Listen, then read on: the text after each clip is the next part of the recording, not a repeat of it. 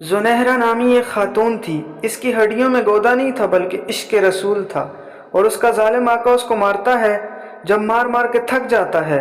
ادھر سے عمر آ رہے ہیں، یہ اسلام لانے سے پہلے کی کہانی ہے۔ اس نے کہا عمر تم جوان آدمی ہو تو یہ چھوڑتی نہیں، اپنے نبی کا نام ذرا تم آؤ۔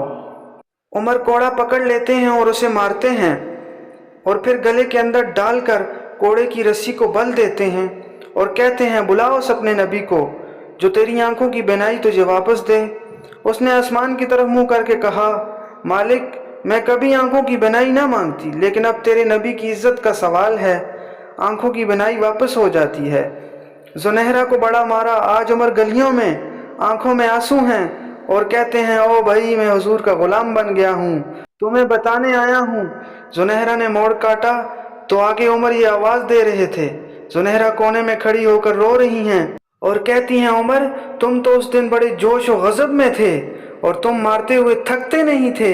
عمر نے کہا زنہرہ اس دن میں نے دیکھا نہیں تھا، اب میں محمد عربی کو دیکھ آیا ہوں۔